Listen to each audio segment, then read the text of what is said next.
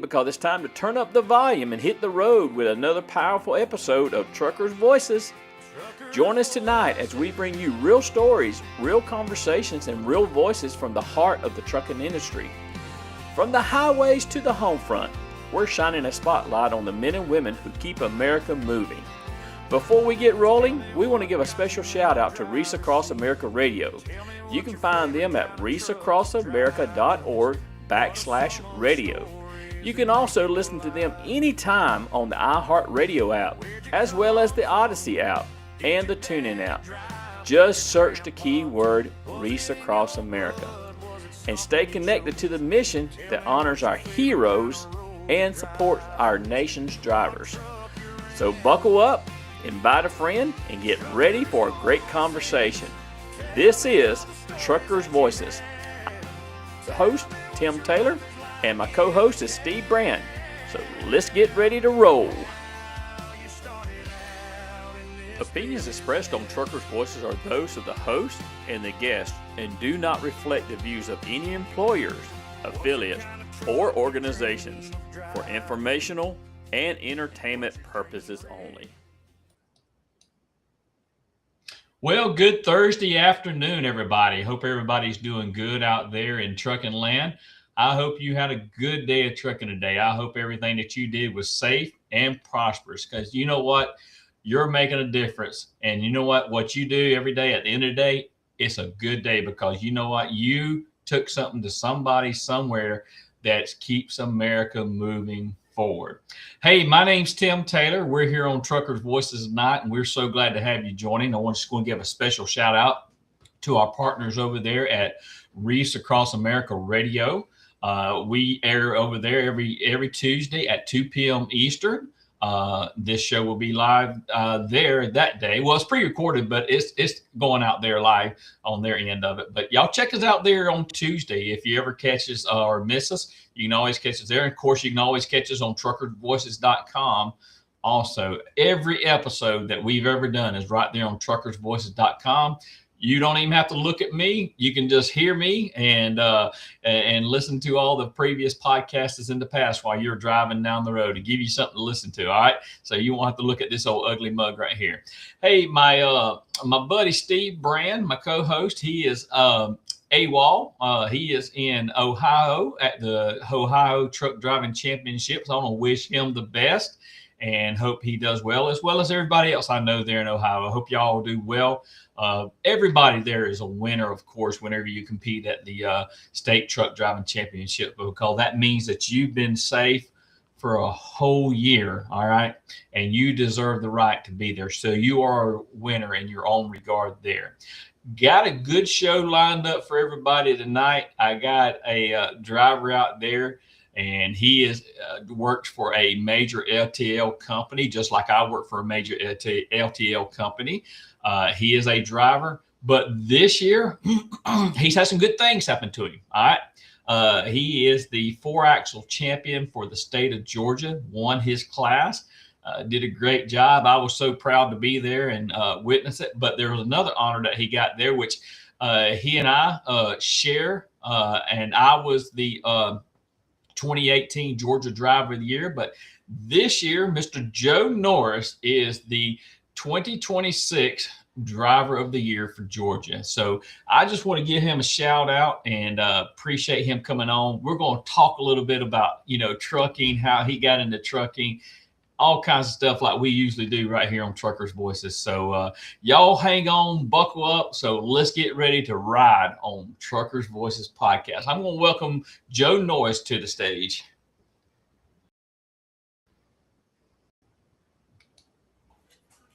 Joe, how you doing tonight, brother? I'm doing good. How are you doing, Tim? Man, I'm doing fantastic. It's just so good to see you on the other side there. Congratulations again on being a 4-axle champion, as well as, I didn't even really think about it till I was saying it just then. You and I share Georgia Driver of the Year. I was 2018 Georgia Driver of the Year, and it's a great honor. And I know that you are well deserving of that title as Georgia Driver of the Year. It is. I appreciate it, Tim. Yes, I was sir. totally shocked about that. Yeah, we all are whenever we get caught up and we don't know whether to do a speech or not. I know that you didn't do a speech that night, kind of caught you off guard there a little bit. Me, I did a speech.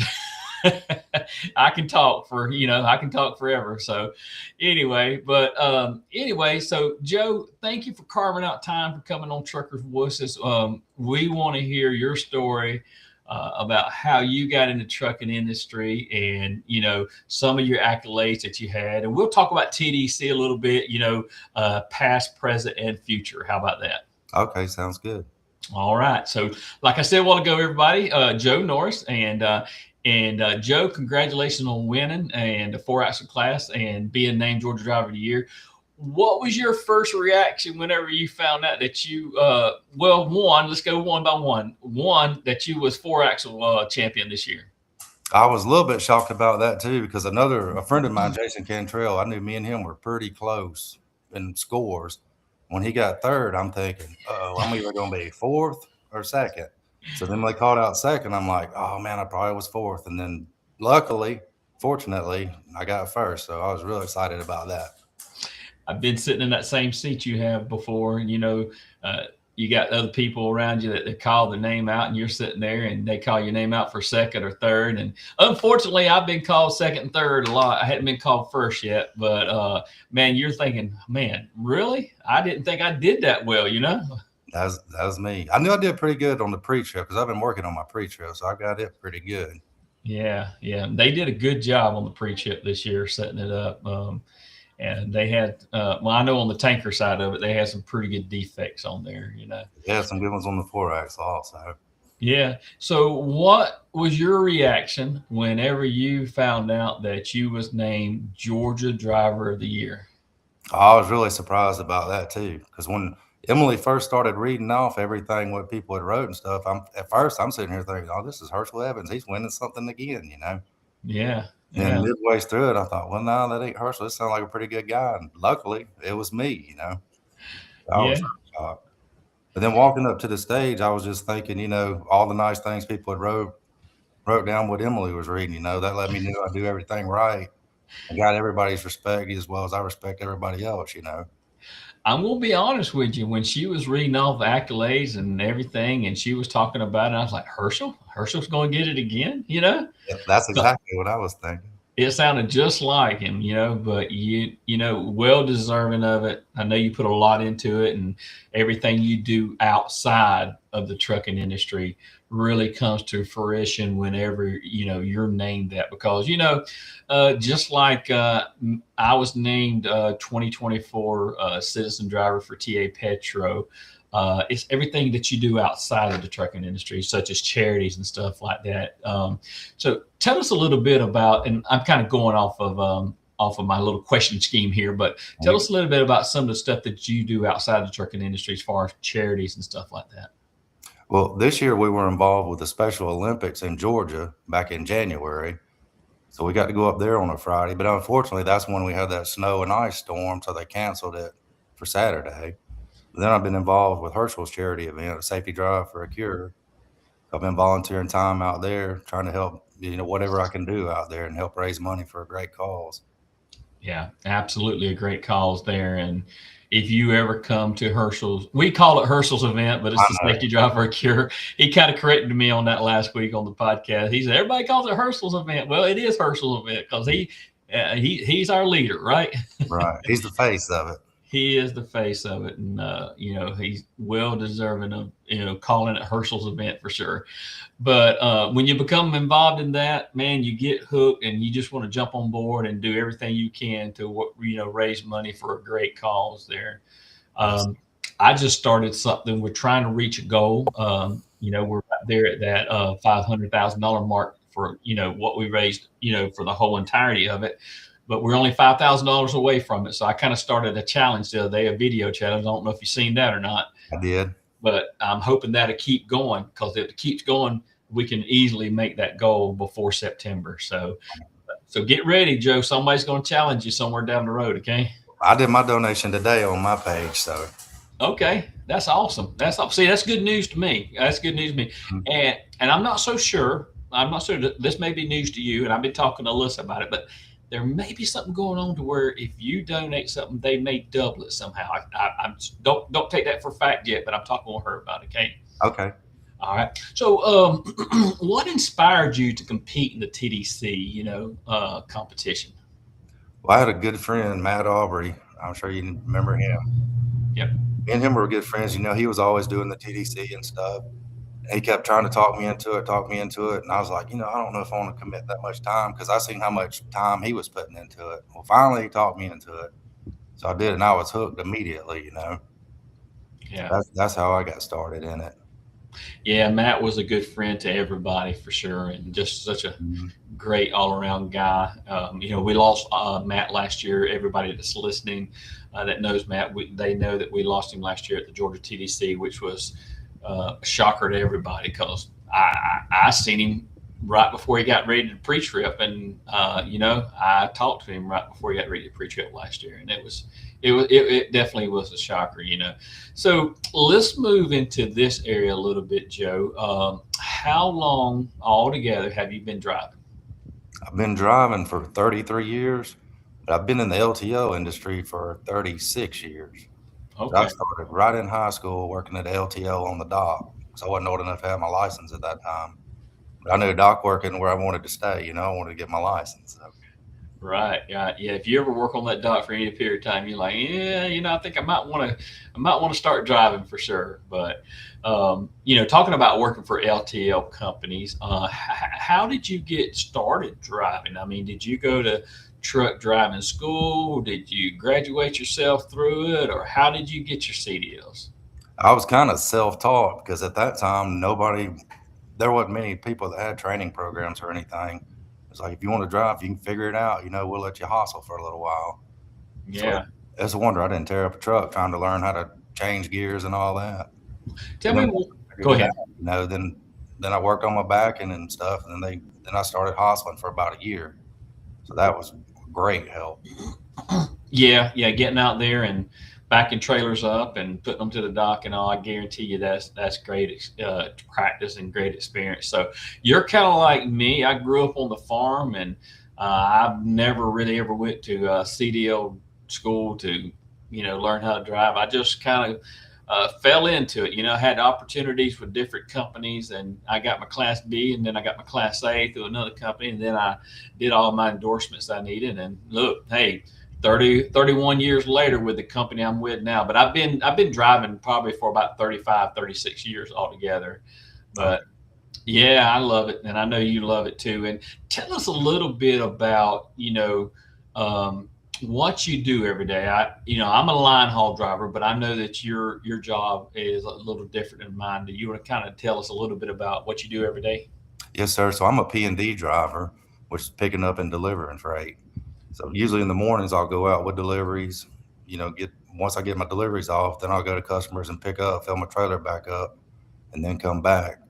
But I like that because you develop, relationships when you go to the same places all the time. You develop a relationship with everybody. Yeah. Yeah, and I remember whenever I first started over here with this company, I was a P&D driver for about five years before I went line haul. But man, that's one thing I loved about pickup and delivery was developing those relationships with those customers. Yes, sir. That's important. It is. It is. I had some people that would even let me, if I needed to, use their dock to rearrange my truck to make my life a little bit better back then. Yes, sir. That always helps. Yeah. It does. It does. Um, so let's talk about TDC competition, what it takes to be prepared for the TDC, because this is TDC season. I mean, we got TDCs going on this weekend, right? Well, Uh, yeah, yeah. What preparation goes into competing at the TDC level? Truck driving championships, for those that don't know. the main thing what I do is read that Facts for Drivers book thousands of times. And then I got a friend, Kurt Shaw. He competes in the TDC. So me and him are on the phone continuously, just talking about the book, going over questions, stuff like that. And then me and him will talk a lot about the pre-trip stuff, how he goes about looking for stuff, how I go about looking for stuff, Yeah. trying to improve like that. I try to explain to people sometimes about, the TDC pre-trip. It's a competition pre-trip is what it is. So totally different from what you do every day. because there's stuff that are planted on the truck. We know that we're looking for planted stuff on the truck, but on an everyday TDC, we're not under the time that we are, when we do our general pre-trip every day. So we got 30 minutes normally. That's what we have is 30 minutes to get our pre-trip, get hooked up, and get ready to roll. But TDC pre-trip, they can give you anywhere, according to what you're driving, from 7 to 10 minutes. Yes, And sir. that's not a lot of time to look for some major defects. So you really got to be moving and looking and knowing what you're looking for. Right. Yeah. Because in the 4-axle, we got 8 minutes this year. I Yeah. think when I got done, I was at 7 minutes and 53 seconds. I had Wow. 7 to spare. You know what that is? That's practice, practice, practice, and Hmm. knowing where you're at on the truck. So Yeah. I got a that's certain routine. I stick with it. yeah. Don't change nothing now. It's working for you. Hmm. Yep. uh, Stay off. yeah. How important is pre-trip inspection knowledge in these competitions? Oh, it's huge because there's thousands of things they can plan on there as a defect. So you got to know exactly where you're looking. You got to have it in your mind before you start your whole routine, and you're trying to glance over everything so fast, but looking for anything out of the ordinary. Yeah. And can you just kind of name some of the stuff that it's no secret now. Name some of the stuff that you found this year. Well, this year there was a bulge in the passenger side steer tire. Is missing the valve stem cap. On the driver's side mirror, they had a sticker across the middle, a gold sticker across the middle, which has an obstruction. I'm trying to remember what else. One of the electrical cord wasn't plugged all the way in. Just little stuff like that. I can't even remember the rest of them now. It's been a blur. Well, let me ask you, and because I think you and I probably pre-tripped on the same day on Friday. I pre-trip Thursday. Four axle went. Okay, so you went with the three axles and everybody else, right? Yes, sir. Okay, so all right, so different. So let me ask you about the triangle box. Oh What, yeah, had the tell me bomb about this. Yeah, I heard about this. missing 2 triangles, and then it had it was supposed to be a bomb, simulated bomb in there, like 2 sticks of dynamite rolled up together in a triangle box. Yeah, yeah, But it was stuffed in there, so if you didn't look over in there real good, you wasn't gonna see it. yeah. And they had in my truck, which was different day, but they had drugs simulated planted taped to the top of the box there to the inside, so you had to open it up and look, and it was like a little envelope and had drugs in there. So, and it was loose, unsecure. Of course, I called it loose, unsecure. There was no triangles missing, but I didn't know what that envelope was in there. I thought it was part of the box there, maybe a manufacturer tag or something. But that was one of them. But you really got to be looking, and the timing on this thing really, really kind of makes everybody hurry up and makes everybody miss things. It does, because as soon as they tell you when you turn around, they're gonna start that clock. That's in the back of your mind. I don't want to run out. I want to at least make it around the truck. 'Cause I don't want to run out of time. Yeah, Leave some obvious defects, that I didn't find, lose points. yeah, yeah. There was one year that I was right there at the front of the truck fixing to call my time, and I looked up and I was going to point up at the mirror because they had a sticker that it was a bullet, and I looked up. I couldn't get the words out before he called time. That's frustrating right there, knowing you're that close. Yeah, yeah, Points make a difference too. yeah, yeah. It's 5 or 10 points right there could change your whole position. it's a game of inches and points, isn't it? It is. Yeah, yeah. Well, what part of the competition do you think personally challenges drivers the most? I'll stick with the pre-trip. I think it's the hardest part. Okay. To me, the driving is difficult too. But once that door shuts and you crawl and they tell you to start, I forget everything and I'm just solely focused on that course. I couldn't tell you who's standing outside or anything. I'm focused from one problem to the next, 100%. Hey, listen, I was focused on that duck this year, and all I want to do is see that duck come out between my steer and my drives, and me not run over. And I didn't, but I didn't score the pads like I was supposed to either. I was just going to hit the first pad and then try to go around the duck and hope for the best on the last one. And as I hit the first pad, and as I was going around the duck, that other pad was sitting there plain as day. I was like, oh, I can get that. And I turned too soon to hit the duck. Yeah, yeah. And you kind of mentioned something a while ago. You said when you shut that door, everything else goes away. And that could lead me into my next question. So, how do you stay so calm and focused during the driving course? Like I'm nervous as a tick when I'm sitting in the truck waiting to get to the start line. That's when the nerves get me. And I don't know, it's like a switch flip. As soon as they tell you to start, I just forget everything else, and I'm just got 100% focus on each problem out there. Yeah, yeah. And would you say, well, what separates a great driver from just an average driver? At the TDC, being able to focus and stay focused on the stuff. Yeah. Now, Joe, I'm going to ask you this question, and you've probably been in this same boat as I have before. Um, in some respects, I'm so glad we're using automatics to stay in time. And here's the reason why. All right. Because when I used to push that clutch in, I would be feathering that clutch around that course, and my leg, when I got out, would be shaking so bad. You ever had that happen to you, old shaky leg? Get out and you're limping and everything. We've been doing that. But to me, I drive a manual every day. So the automatic is a challenge for me when there's a stopping problem or a backing problem. That Hmm. feathering the pedal on an automatic is a challenge for me. I got you. I got you. And staying focused and all, what does it take to mentally compete, at such a high level that you do? Just all the preparation I do leading up to it. So I go into it with a lot of confidence. I mean, I'm not overly confident, but I think if you don't have some confidence when you start, you defeat yourself before you even start. If you look out there and think, and there's no way I'll get that problem. If you start with that attitude, you're not going to get it. So you got Yeah. to have a little bit of confidence about everything. Right, right. And I will say that kind of reminds me of something I've practiced with a buddy of mine over the years. And then I had another buddy, God rest his soul, he passed on. But they always told me, they say, hey, there's a fine line between being confident and being cocky, You don't want to be cocky about it. You don't want to be cocky about it. You definitely want to stay humble and, uh, and just be confident and just kind of, he told me, he said, hey, even if you don't score nothing on that problem, just go in your mindset that you scored a 50 or 45. I Mhm. said, well, I'll go with the 40 or 45. I don't like 50s. They're too close to zero. Yeah, they're too close to messing up for sure. That's the Yes. other thing. I don't look for the flags when I'm driving either. I wait for somebody to tell me when I'm done. Some of them you can see your rear tires if you hit a scoring plate or something like that. But front bumper stuff and all, I try not to look for no flags because I don't want it to bust my bubble while I'm riding around. Say, oh, I done got a red. It And mess that you puts more pressure on you to try to get the 50s after that. Yeah, and that was me this year. I went into it. I was like, I don't care what the flags are. I just didn't even look at them. Mhm. And I didn't really know how I scored when I finished.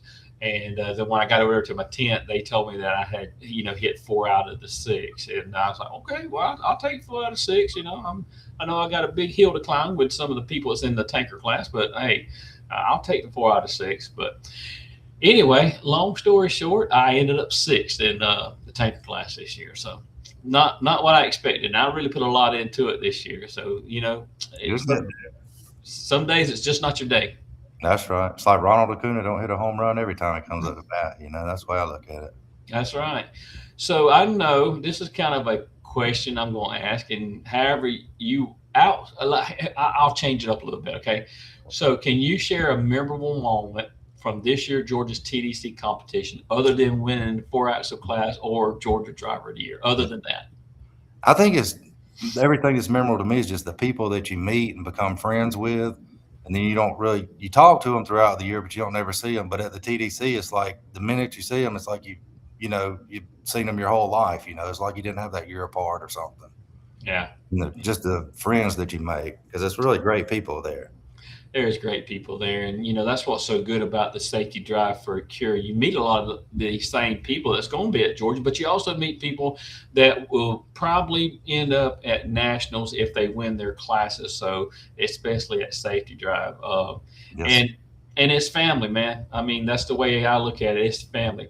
Um, everybody, they'll come up to me and say, Tim, how you doing? How you been doing? Blah, blah, blah. And I can't promise you I remember everybody's name all the time, but I will remember a face, and, I'll try to acknowledge that, ask them how they're doing and all that. But there's a lot of people out there in the trucking industry that we get to meet for sure. It is.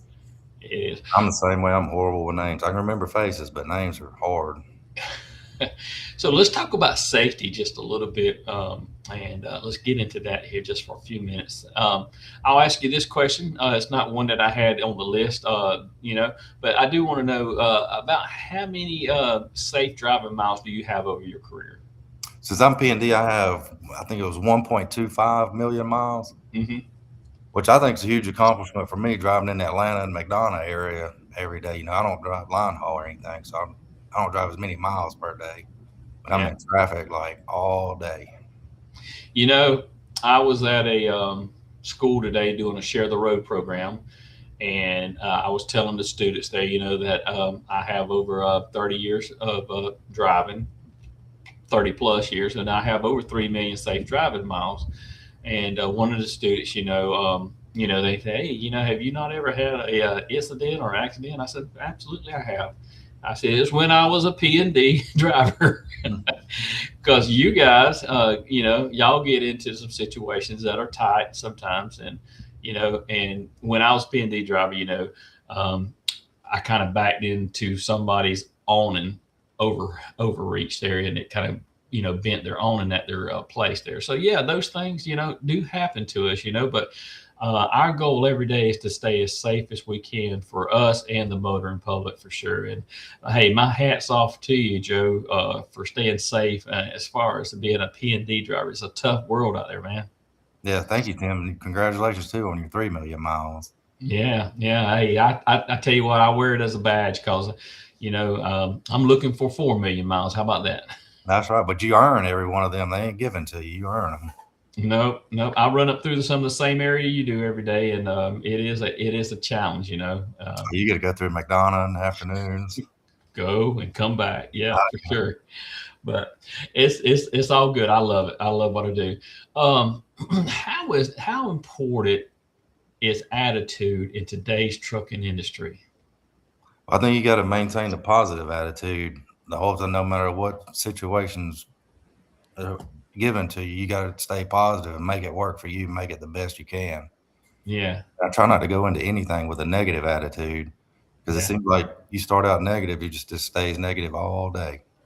Whenever I started Truckers Voices, not the podcast, but the Truckers Voices Facebook page, that was my whole premise around starting that page was I wanted a positive page. There's plenty of pages out there that will show you the negative side of the trucking industry. So everything I wanted it would, and I made a promise to myself that I would keep it positive. And that's the way I kind of go into my job every day. I want to have a positive day every day. And there's something that's sticking with me right now from 2 podcasts ago with Ralph Garcia. Ralph Garcia says, at the end of the day, I'm quoting him, at the end of the day, I know I've done something good. And man, I was like, Ralph, that's great. I'm going to use that. So that's what we do in the trucking industry. We are doing something good for somebody, and we may not even know what it is, but we have delivered something that makes a difference in their life. Oh, that's right. I see it a lot. A lot of times when me being P&D, a lot of my deliveries, everybody's thankful to get it. They're like, oh, we needed that so bad. And can't believe we got it so fast, but it's going to make this other customer happy that's coming to pick it up from them. Or if it's a part to fix somebody's stuff, they're Yeah. always grateful to get it. Yeah, absolutely. And I was going to ask you that. I was going to follow up that question is, did you ever have a customer that was really, really dependent on you to make that delivery window? Yeah, there's several of them because you know how nowadays, people don't keep a lot of stuff in stock, so they order it as they need it. So the quicker you get there with it, the more you make them happy, then they can in turn make their customers happy. Yeah, for sure. Attitude is everything. And I'll go ahead and say this. I appreciate it. And if they're listening tonight, I want to say thank you to the CVE officers. I had several CVE officers with me at the Share the Road program today. What CVE is for the listeners that don't know, is a commercial vehicle enforcement officer today. And we had a good time at the Share the Road program, but I appreciate them. But I said all that to say this. Attitude is everything. And when you show them a positive attitude, they're going to reciprocate that positive attitude if they pull you over because they got a job to do just like we have a job to do, Yes, And, sir. and we all work together to make sure that our highways are safe for sure. Right. Yeah, we appreciate them. 'Cause I know Oh, all the ones at the TDC events, they're always super nice and everything with us. yeah, yeah. And then I had a couple of them with me today that you would know that was with me today. That was at the Georgia TDC. Okay. Yep, yep, for sure. What are your thoughts on distracted driving, on the highways this day and time? Well, I think it's still a huge problem because I see it every day, people on their cell phones and stuff like that. Even in the Facts for Drivers book, there's a section in there where it talks about if you're sending a text, that takes you 4.6 seconds. At 60 miles an hour, you're going to go the length of a football field. So you imagine how much stuff can happen, in 100 yards with your eyes not on the road. You can make a major impact on somebody else's family, not even yours. Right, right. And you saw me smiling there because I used that same statistic today when I Oh, was talking to the students, and I had my truck parked right beside a football stadium, and I used the football stadium for a reference there. Yep. yeah, that's a huge thing right there. Yeah, it is. And, and people just don't realize how, dangerous distracted driving can be for sure. And what can the motoring public do better when sharing the road with commercial vehicles, especially in dense areas like you have to deliver in? Well, a lot of them, if they just give you just a little bit more space or wait, 1 second. It seems like every time if a car pulls out in front of you, you're going down the road, I'm already prepared. They're going to turn within a mile and I'm going to have to stop again. Just little stuff like that if they'll wait, because I'm not trying to be out there holding nobody up. They'll give me a second, I'll be out of the way and gone. Yeah. Stuff Yeah. like that. And Joe, isn't it funny how sometimes, as long as we've been doing this, that we can kind of read the reactions of what a car is going to do, Yeah, you can anticipate a lot of it for sure as long as you've been doing it. Yeah, yeah, kind of have it's like a second, instinct. Hey, you know what? They're fixing to make a turn up there, or they're weaving and bobbing, and I'm going to back off from them because I don't trust them because I don't know what they're doing up there in that car for sure. That's right. I'm going to leave them plenty of space, make sure I got plenty of time to stop or avoid something. Safety is important, Joe, and being a safe driver. How is safety so important in organizations and competitions like the TDC for promoting safety in trucking? How important is that? Well, I think it's huge with the TDC stuff because, you got to go a whole year without anything just to make it to TDC. So just by getting to a TDC event, you're already a winner, because you've accomplished a major milestone there. And then I think TDC also helps because you have a lot, several people that are not in the trucking industry coming and watching, and they kind of see what's going on and see how you're trying to maintain your safety record and stuff. At the TDCs, for those that don't know, during the TDCs, we're trying to get close to objects. The opposite of what you normally do. The opposite of what we normally do. We try to stay away from those things, but the TDC, we're trying to get a little closer. And one time a year, we get to get close to stuff like that, for sure. How important, Joe, is continuing education and training for drivers? I think refresher training helps a lot, just keeps you on your toes. Yeah. Yeah. And I know that for some of the major companies, they do provide training for their employees, and especially for the hazmat side of it. That's something that's required, through the government. That you got to have so much training every 2 years from the company just to kind of keep you up on things and like that. But it's very important for safety. Let's go on and talk a little bit about life and trucking a little bit, and let's talk about a mentor of yours or someone in the trucking industry who influenced your career. Probably Matt Aubrey. Just busy. I've known Matt probably 30 some years. Me and him worked at the same place. I guess it was over 30 years ago, maybe a little bit longer than that. Yeah. Yeah, he influenced me a lot, because I always thought he did things the right way. Yeah. Yeah. And was that with the gas company or was that with the other major company? It was a LTL. Okay. Oh, I didn't really ever know that Matt worked for Yeah, I LTL. worked for LTL. I'm trying to remember what years it was. It was in the mid '90s. Okay. All right. Did he ever work for Walmart? He did. It was before he went to Walmart. Okay. See, hey, you're teaching me something here tonight because I've always knew Matt, but I just knew him to work for Walmart or the gas company that he worked for last time. Yeah, it was before he went to Walmart. I got you. How has the trucking industry changed since you first started? The power steering, man.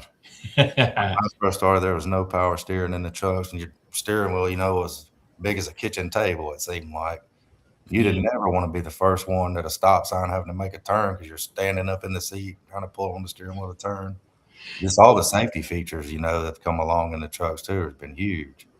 Yeah. What was one of the first trucks that you ever drove? A 1967 Mac, twin screw Mac, one of the most sidewinders. No Man, power steering, no air ride seat. I mean, it was like just a seat bolted on the floor, spring ride suspension.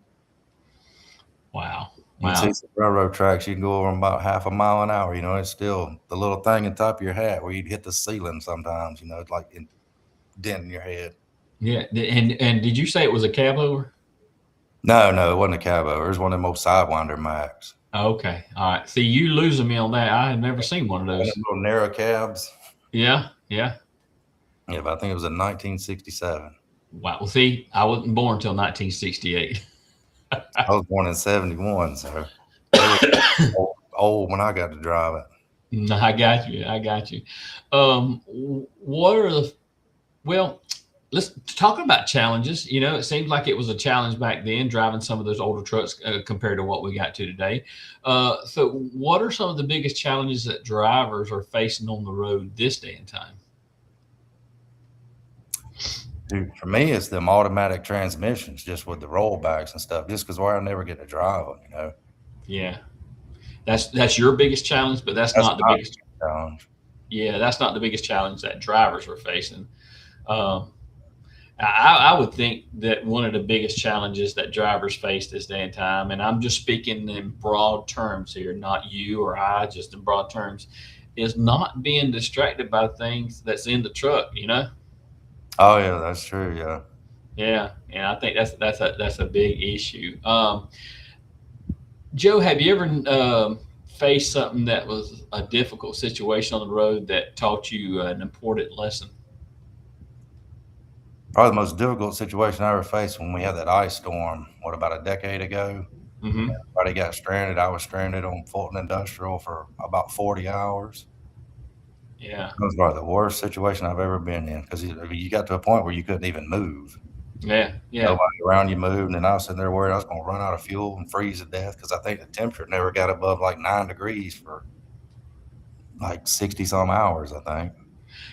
That I was in Montgomery, Alabama when that happened. I got stuck over there for 3 days. And luckily I got to a hotel before it sold out, but I could not go nowhere. I could not leave or anything like that. But we actually had drivers stuck on ramps up there around 285, and they were stuck on ramps for a while before they got rescues. That's where I was, right there at I-20 and Fulton Industrial on the ramp. Man, oh man, I tell you what, yeah, I had forgot about that, but that was and so that taught you a lesson. What lesson did it teach you? To watch the weather in the wintertime, and if they're talking about ice, stay at home. Yeah, yeah, and I think a lot of the major companies now they're already Oh, they're great. yeah, they learned their lesson too for sure. Yes, sir. That day, I will tell you, I was on my way to Montgomery, and I got not even halfway over there. My dispatch called me and told me, "Hey, hold tight a little bit. We're trying to make a decision on the weather." And then he come back, he said, "Hey, they said go ahead." I went ahead, and didn't work out too good. That's right. You stuck then too. Yeah, for sure. What does Joe Norris enjoy the most about the trucking lifestyle? I just like because it's like your office. You got two windows on the side and one to look out. So you got different scenery all day. Yeah. Just interacting with different people. You're not sitting in the same spot all day. Joe, is there a personal story with a customer or interaction that comes to mind that you can share with us? Yeah, there was a guy I used to deliver when I worked at another company up to a John Deere dealership in Cartersville, and he was always real nice. So every time I'd go up there, he'd say, "Get on the forklift, unload my stuff, put it over here, put it over there." So after months of doing that, every time I'd go, I'd just put everything up. He'd run back there, sign the bill, wouldn't even check nothing. But if something was damaged, I would let him know. Yeah, I always had a great relationship with him. Yeah, yeah, and it is absolutely good to have great relationships with our customers. Have you ever gotten to a situation to where there was a piece of freight that you was trying to get off and you didn't think that you was going to get it off? There's been several of those with lift gates too. You'd have like a 20-foot long skid or something. You're trying to balance down the lift gate, trying to get somebody to help you. Nobody don't want to help you. You learn to figure out all kind of alternative ways Right, right. And to get creative. sometimes sometimes you got to be creative, don't you? Yes, sir. Oh man, it's been amazing what I've done in the past with a hand dolly and a pallet jack, and just me there, right? All right. And you learn how to move like a big roll of carpet, with just a hand truck. Lay Yeah, the hand truck down, flip the carpet up on the side, and then balance and push it anywhere.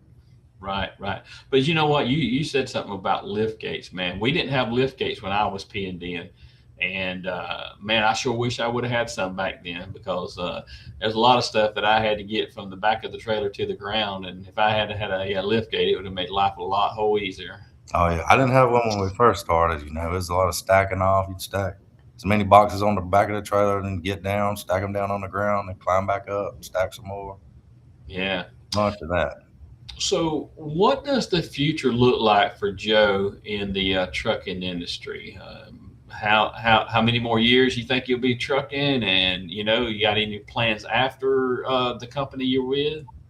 Well, I'm hoping I can make it 11 more years and then retire. And mine and my wife's goal is when we retire to move up toward the Knoxville, Tennessee area.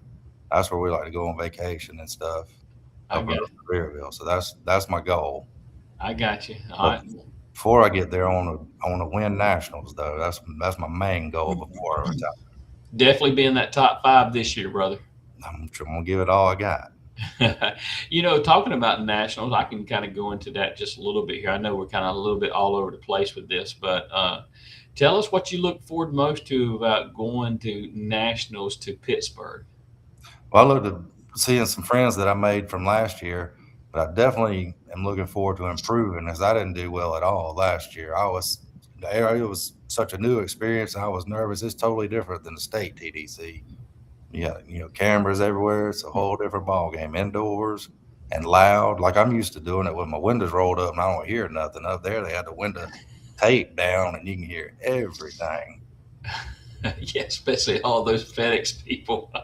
They had horns going. It was super loud. Yeah, yeah, for sure.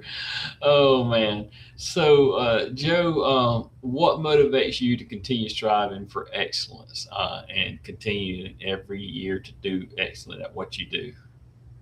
I got into trucking. My grandfather was a truck driver and my father was a truck driver, and they both had 45-year safe driving awards, is what they made it to. And I'm at 33 now, going on 34. And that's my goal. I would love to get to 45 because that Talk. would be huge for a family to have 130 some years of safe driving.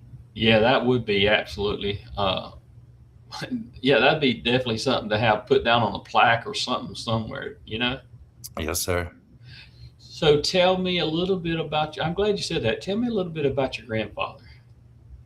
Well, he started driving, I think, in 1930 something. I don't remember the exact year, but he was hauling groceries around Tampa, Florida area back to Atlanta. I guess he was bringing seafood up here. And then Yeah. finally, when the grocery store chain A&P opened up in the Atlanta area, he got a job driving produce trucks for A&P. And then my dad worked there till they went out of business. Then he got a job in the LTL industry. Okay. So tell me, did you ever get to jump on the truck and go with your grandpa or your dad or anything like that? I went with my dad one time, but it's funny when I don't remember how old I was, 7 or 8 years old. And when they would deliver to the local A&P, they would always call my mom and tell her, hey, we're going to be here at 10 o'clock at night, so she would run me up there so I could just look at the truck. I thought that was the coolest thing in the world. They let Yeah. me sit in the seat while they was unloading, and I'm sitting here looking at all them knobs and buttons. I'm like, this is just great. I know Steve Brand, the co-host here. He's told me before that he's driven more miles in his daddy's truck just sitting in the driveway than he's driven ever. Just sitting there playing around for sure. And I remember another person I had on this podcast that said that they used to play. Their paper plate would be their steering wheel, and they just love to drive. So it's kind of funny how everybody's life kind of points in this direction of being a truck driver, but we get here by different paths, Right. but we all are working and doing the same thing, and we're striving for the same goal, which is to serve America safely, for sure. Yes, sir. For sure. Um, so looking ahead, what goals, aspirations do you still have for trucking? Well, that's my main goal, is to make it to the 45-year safe driving. I want to continue, my relationships with everybody, because I feel like I got a good relationship with all our customers. So that's important to me, and just keeping everybody's respect. Yeah, yeah. So can you tell the listening audience, what kind of truck you drive, what size trailer you drive now? I drive a Freightliner, and it's usually a 53-foot van Okay. 90% of the time. Is that 53? Does that have a lift gate on it all the time? No, sir. Fortunately, or luckily, I don't have to take a lift gate every day now. I mean, if the route calls for it, I do. But Yeah. And kind of describe for the listening audience, 'cause I know, but I want them to hear what your typical day is in delivering freight there around McDonough, the Atlanta area, and all that. Tell us some of the things that you deal with. yeah, well, usually you start out, you may have 10 deliveries. So you got to go in the order house, load it on the trailer, so you go to your first stop, but you keep it in mind, you can't hang out at a stop. You got to get in there, get your freight off, but do it as safely as possible so you can get on to the next one, because everybody's depending on you getting there. So I try to have all my deliveries done before noon, and that way you take your lunch break and then start doing your pickups by 1 o'clock. Yeah, yeah. Now, do you go outside of the 150 air mile radius? No, sir. So tell us how that affects your logging, your hours. Well, I still have a ELD, so I've got everything in the ELD, and it keeps up with my logs for me. So I don't have to do paper logs or anything. Okay, all right. So I was just wondering if if you was bound by the 150-mile radius, air mile radius there. I didn't know how that worked with the company that you work with. I didn't know how that worked. Yeah, we still use the ELDs even in P&D. I got you. I got you. Um, well, P and D, that was one of my. If I couldn't physically, honestly, I don't know how you do it, but I couldn't physically keep up with some of these young guys down at P and D. But you do stay pretty physically fit when you're P and D, because you're up and down and in and out of the truck. And how do you stay cool out there whenever you're P and D? And Joe, I mean, because you're in and out of the truck so much. I mean, it's got to be hot during the summertime. It gets hot during the summertime, but I think you just build up a tolerance to it over years. But then you enjoy when you get back in the tractor, and the air conditioner feels twice as cold after you done got out sweating and everything, jump back in there. Yeah. Get back in that truck, and hopefully your stop's a little ways on down the road. That way you can cool off a little bit. Yeah, you want one about 20 minutes away at a point like that. Yeah. But drink plenty of water. Drink. Yeah, definitely. Hey, that is a PSA right there. Hydrate, hydrate, hydrate for everybody, because it is getting warmer out there. Today out there in the sun, it was hot. What I was doing with the school today, and man, I tell you what, I forgot my hat, and my head got a little roasted today out there in the sun. For sure. Um, if you had a chance to talk to the motoring public about safety around commercial vehicles, what would you tell them? I try to inform them, where the blind spots are, not to keep riding in the blind spots beside a truck. I always tell my wife, don't ride near a truck's rear tires on the trailer, because in case one blows out, you don't know where that's going to go. So if you're going to pass it, go ahead and pass it, get around it, or either, stay back and wait a few minutes. Yeah. So I noticed over your shoulder, Joe, you got several trophies there. Do you want to tell us a little bit about those trophies before we are we are coming up on the top of the hour. Believe it or not, we're coming up on the top of the hour here. So we're going to close the show out here in just a few minutes. Okay, the one in the middle is this year's Georgia Driver of the Year, and then the other two, because I won four axle last year as well, and then I won four axle again this year. Okay.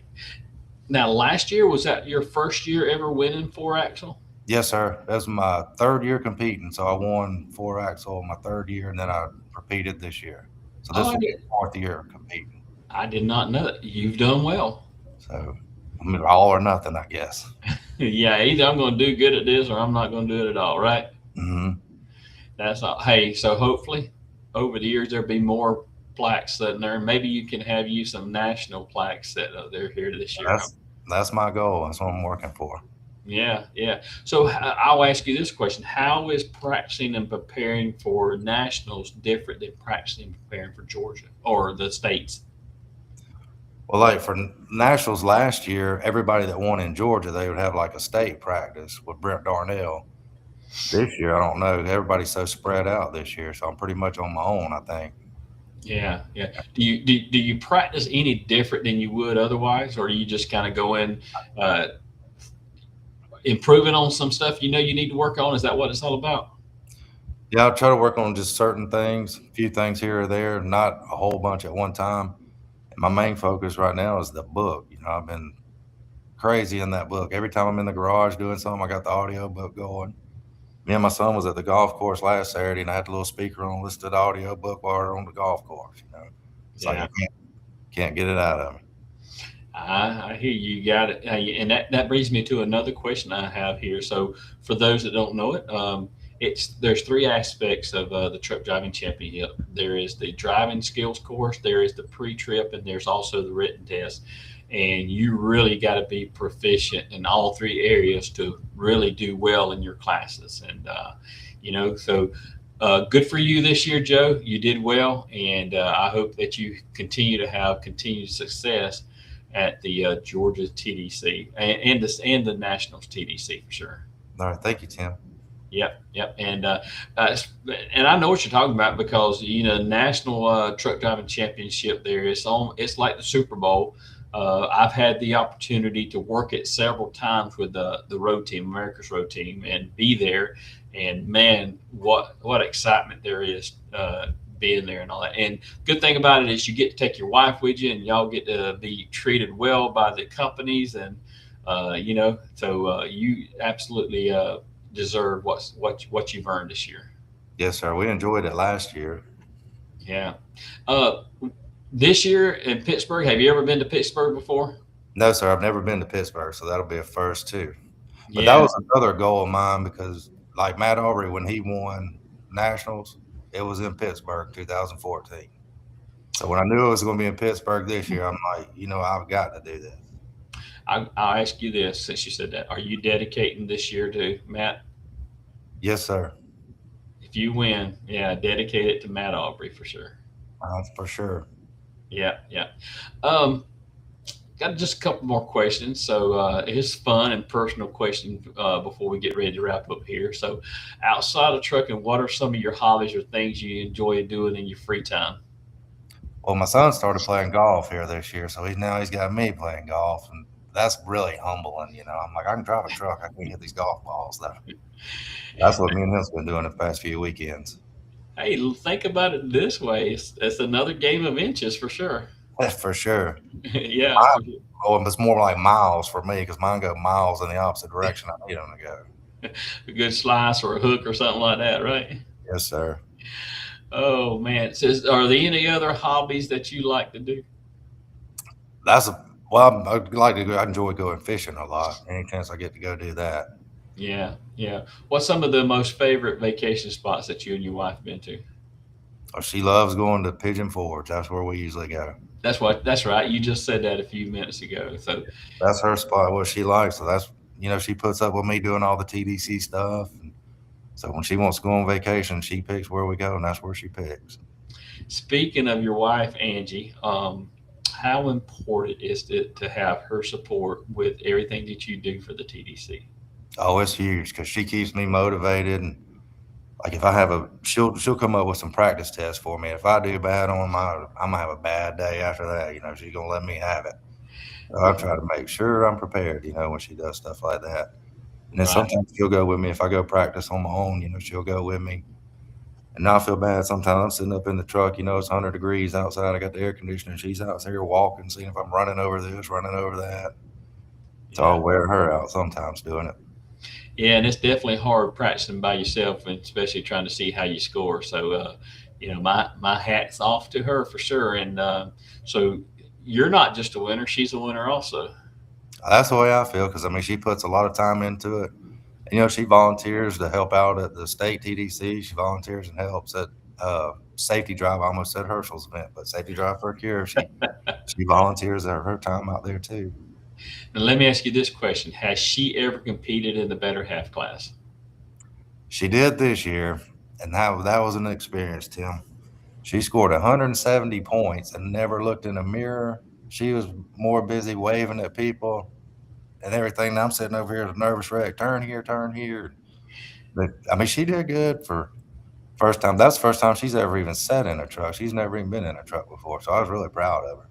Yeah, yeah, especially driving a big 18 wheeler like that. What was it this year? Was y'all doing it in the 4 axle? Yeah, it was a 4 axle. Yeah, She was in it was a 53-foot trailer. So yeah. I'm gonna tell you, when I competed at the safety drive this year, of course I competed in the tanker, and I was so mad at Herschel. I was like, Herschel, don't you ever bring that truck back, because we had that big W9. old, that 18 speed truck, and Mhm. I could not see nothing with those air filters out to the left and to the right, and Yeah, that that truck was was huge. that was a beast. I think it was longer than the straight truck. Yeah, yeah, for sure, for sure. But it's all fun. It's all for charity, so that's what it's all about, for sure. Hmm. All right, so one more question, and then we're gonna close this shit. We're gonna post trip this show, and we're gonna put it up till next time. All right. Okay. So, fun question here for you: if you could take one dream road trip anywhere in America in a big truck with no schedule and one famous person riding with you shotgun, where would you go, and who would ride with you? I'd probably like to go through like Montana area, Wyoming, all up in that area. And I ain't a famous person, but I'd have to take my wife with me. She's famous to me, so that's who would go with me. Yeah, Right? absolutely. Good answer, man. Good answer. Keeps me out of the doghouse. That's right. Absolutely. We always like, uh, asking a good, fun question at the end of the podcast. And I will tell you, I've been to Montana doing some road team stuff, and Montana is beautiful. So, Billings, all the area out there is just beautiful country. It's just God's country. You can just see God's hand in everything that's out there, for sure. I've never been, so that's on my bucket list for us to go up there one year, just ride through everything to see it. Yeah, yeah. We've done it. We've been up to Yellowstone, and we've actually been to the place where Custer took his last stand, and it's just something to see there, for sure. So It's do awesome. it, do it one day, for sure. Well, Joe, before we go off the air, we always get everybody to give us a word of advice and encouragement for, anybody wanting to get into the trucking industry, and also a word of safety before we leave here tonight. All right. Well, the word of safety, since Steve Brand's not here, I'll just say the most important trip is your trip home. That's Honestly. right. And wish him good luck at Ohio. Absolutely. Anybody wanting to get in the trucking industry, I just recommend, they just try to find them a mentor to help them along, kind of help them get involved in everything, show them the right way to do stuff. Yeah, and ask questions for sure. Cause That's big. Always ask questions, especially yeah, if you're unsure. Always ask a question. yeah, because there's plenty of drivers out here that they'll let you know about it, and they'll tell you about it. They may tell you their pure opinion about it, but you'll get the pure answer about it for sure. That's right. But I would say 98% of all truck drivers are willing to help anybody. Me too, Joe. Me too. Well, Joe, thank you for coming on Trucker's Voice. Just kind of hang on with me until we go off the air, and I'll talk to you on the other side here. Okay. Well, thank you, Tim. Thank you for your time. Yeah, absolutely. Thank you for coming on and sharing, and congratulations again, and good luck at nationals for sure. I'm going to be watching and cheering you on, whether I'm there or if I'm not there. I'll be trying to keep a check on everybody that goes for sure. I'll stay in touch with you for sure. Absolutely. Well, folks, that's going to wrap it up for this episode of Truckers Voices. We want to take a big moment to say thank you to our guest for joining us today. Thank you, Joe, and sharing his time and insight. And it's always appreciated when folks come on and keep it real with us. And Joe, thank you for keeping it real with us. Yes, sir. Thank you for having me. Absolutely. And I also want to give a big shout out and thank you to our sponsor, Patrick Lauro. Y'all go check him out, Patrick Lauro Music at Bandcamp. You can download some of his good truck driving music there, and help us out and continue to bring these conversations to the trucking community. So make sure you tune in next time for another great episode of Truckers Voices. Y'all stay safe out there, keep the wheels turning, and we'll see you next run on Truckers Voices. And remember, look out for those who aren't looking out for themselves. See y'all next time. All right. See y'all. Trees line the roadside, the sun shines in the grass. Hilly hill behind me, another overpass. Loading out Abilene, headed to the coast. The freedom of the 4-lane is the thing I love the most. 18 wheels take me through rain and sleet and snow. 13 gears will pull me anywhere I want to go.